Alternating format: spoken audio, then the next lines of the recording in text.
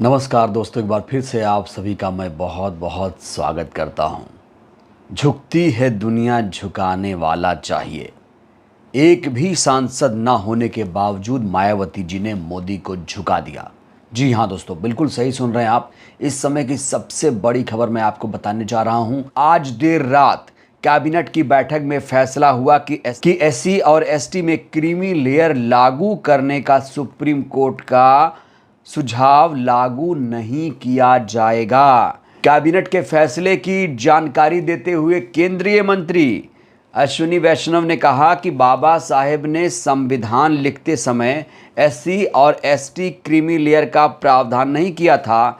केंद्र सरकार उसी स्थिति को बनाए रखेगी। तो दोस्तों, केंद्रीय कैबिनेट के फैसले के बाद देश भर में एससी एसटी समाज खुशी से झूम रहा है। लेकिन दोस्तों, इसका श्रेय मोदी सरकार को नहीं जा रहा है, इसका श्रेय जा रहा है मायावती जी को।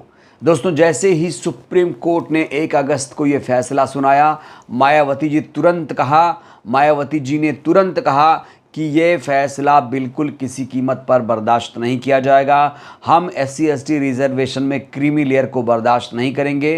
ये असंवैधानिक है, संविधान के खिलाफ है, न्यायोचित नहीं है। उसके बाद मायावती जी ने आकर दोस्तों प्रेस कॉन्फ्रेंस किया और कहा कि हम इस फैसले का विरोध करते हैं।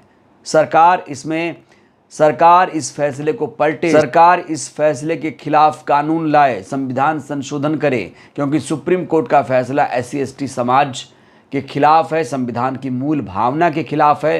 क्योंकि बाबा साहेब के संविधान में ये प्रावधान नहीं था, क्रीमी लेयर का कॉन्सेप्ट नहीं था। इसलिए हम सुप्रीम कोर्ट के इस फैसले को बिल्कुल नहीं स्वीकार करेंगे और ये जो हुआ है बहुत गलत हुआ। सुप्रीम कोर्ट के फैसले पर दोस्तों मायावती जी ने कहा था कि ये जो हुआ है ये बहुत गलत हुआ है। सुप्रीम कोर्ट ने कोई इसका पैमाना अभी तय किया नहीं है।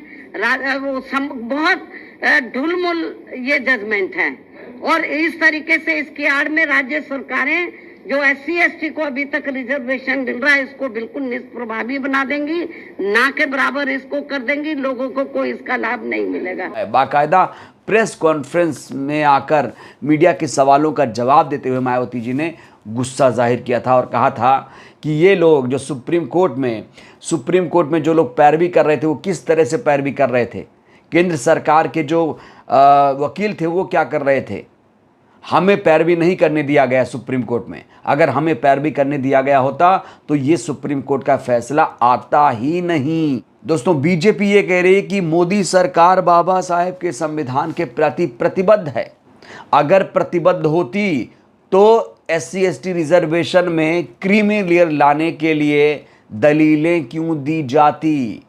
सुप्रीम कोर्ट में बाकायदा दोस्तों जो एजी हैं, अटॉर्नी जनरल ऑफ इंडिया, जो सरकार का वकील होता है, वो लगातार दलील दे रहे थे सुप्रीम कोर्ट में कि इसमें क्रीमी लेयर लाया जाए, कि इसमें वर्गीकरण किया जाए, क्रीमी लेयर लाया जाए। और अब दोस्तों सरकार को एक बहुत बड़ा झटका लगा है।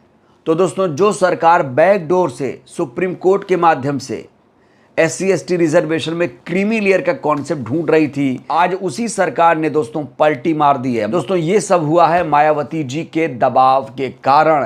क्योंकि मैं बार बार कह रहा हूं कि मायावती जी इस मामले में जितनी ज़्यादा सक्रिय थी, कोई भी नेता दोस्तों इतना ज़्यादा सक्रिय एससी एसटी रिजर्वेशन में मुझे तो नज़र नहीं आया है।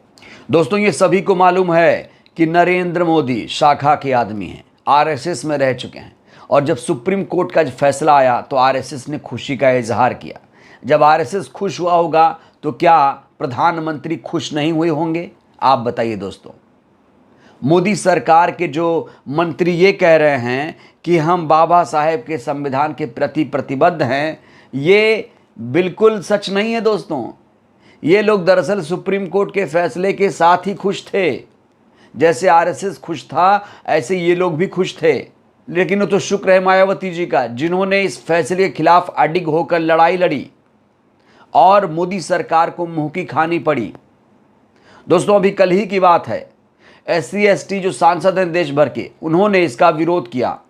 कुछ एससी एसटी सांसदों ने मोदी से मुलाकात की, प्रधानमंत्री से मुलाकात की और कहा कि हमें बिल्कुल भी बर्दाश्त नहीं है वर्गीकरण। उसके बाद मायावती जी ने इसको लेकर ट्वीट किया, क्योंकि प्रधानमंत्री ने आश्वासन दिया था कि ठीक है, हम आपकी बात को मान रहे हैं।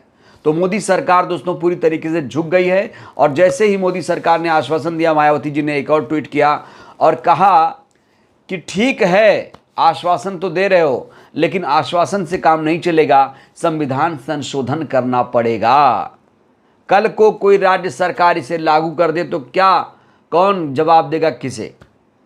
कल को कोई राज्य सरकार अगर इस फैसले को लागू करवाना शुरू कर दे, क्योंकि दोस्तों एक आशंका ये भी है कि राज्य सरकारें इसको लेकर राजनीति कर सकती हैं। जाति पर राजनीति जानते हैं, बहुत ज़्यादा हमारे देश में हो रही है। जाति पर बहुत ज़्यादा राजनीति हमारे देश में होती है और जाति के नाम पर हिंसा भी हमारे देश में बहुत ज़्यादा होती है। तो यहाँ मायावती जी आशंका भी जाहिर कर रही हैं कि ठीक है, अभी तो आपने कह दिया कि हमें क्रीमी लेयर का कॉन्सेप्ट नहीं चाहिए, मोदी सरकार सुप्रीम कोर्ट के क्रीमी लेयर के सुझाव को खारिज करती है, लेकिन ऐसे काम नहीं चलेगा, संविधान संशोधन करना पड़ेगा, संविधान संशोधन करना पड़ेगा। और मायावती जी ने कहा था कि इसी सत्र में एक बिल लाया जाए, लेकिन दोस्तों अभी तक मोदी सरकार ने कोई संशोधन बिल लाने की कोशिश नहीं की है। सिर्फ ज़बानी ये कहा गया है, कैबिनेट का फैसला है, ये ज़बानी कहा गया है। हालांकि लोग कह रहे हैं कि कैबिनेट में अगर फैसला हुआ है तो इसे लागू करवा दिया जाएगा, ये लोग कह रहे हैं। लेकिन मायावती जी ने साफ तौर से कहा था कि ज़ुबानी काम नहीं चलेगा, इसमें आपको कुछ करके दिखाना पड़ेगा। संविधान संशोधन करेंगे, सुप्रीम कोर्ट का फैसला संसद के द्वारा पलटा जा सकता है, तब जाकर सही मायने में SC/ST के साथ न्याय होगा। वैसे दोस्तों बहुत सारी पार्टियां जो हैं वो खुद को SC/ST हितैषी समझती हैं, लेकिन सबको सांप सूंघ गया। सुप्रीम कोर्ट का ये जो फैसला आया सबको सांप सूंघ गया।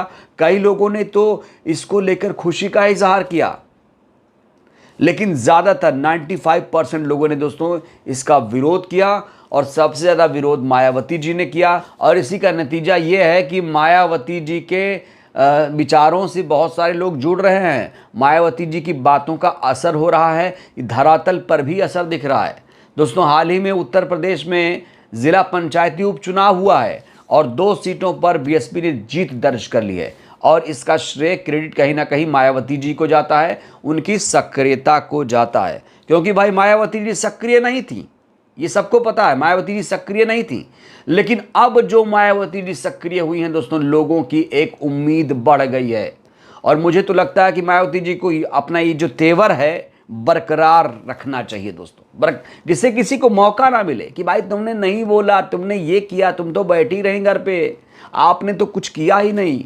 दोस्तों लोग बोल रहे थे लगातार, 2014 का लोकसभा का चुनाव, उससे पहले लोग लगातार तंज कस रहे थे, लेकिन दोस्तों अचानक मायावती जी का ये जो रूप दिखा है, वाकई लोग तारीफ कर रहे हैं कि बहन जी ने अचानक कैसे खुद को बदला। दोस्तों बहन जी तो हमेशा SC/ST OBC समाज माइनॉरिटी की लड़ती रही हैं, लेकिन लोग देख नहीं पाते हैं। दिक्कत ये भी है कि बहन जी की खबरों को मीडिया जो है वो दिखाता नहीं है, और दिखाता भी है तो तोड़ मरोड़ के खबरों को पेश करता है। इसलिए दोस्तों बहन जी के जो फैसले हैं, ऐलान हैं, जो विचार हैं, वो लोगों तक पहुंच नहीं पाते हैं। अब इस मामले में जाहिर तौर पर पूरे देश में एक संदेश गया है कि बहन जी ने SC/ST रिजर्वेशन में वर्गीकरण के खिलाफ लड़ाई लड़ी और बहन जी की जीत हुई है। जाहिर तौर पर दोस्तों बहुत सारे लोग यही कह रहे हैं कि ये मोदी सरकार की नहीं, ये बहन जी की जीत है, और बहन जी ने अगर लड़ाई नहीं लड़ी होती तो मोदी सरकार के लोग इस तरह से कैबिनेट बैठक नहीं करते और SC/ST रिजर्वेशन में क्रीमी लेयर के सुझाव को, सुप्रीम कोर्ट के सुझाव को खारिज नहीं करते। तो दोस्तों ये जाहिर तौर पर मायावती जी की सबसे बड़ी जीत है। तो दोस्तों SC/ST रिजर्वेशन में बहुत बड़ी जीत हुई है। दोस्तों आपको क्या लगता है, इस जीत का श्रेय आप किसे देंगे? अपनी प्रतिक्रिया आप लोग जरूर दीजिए। बहुत बहुत धन्यवाद, शुक्रिया।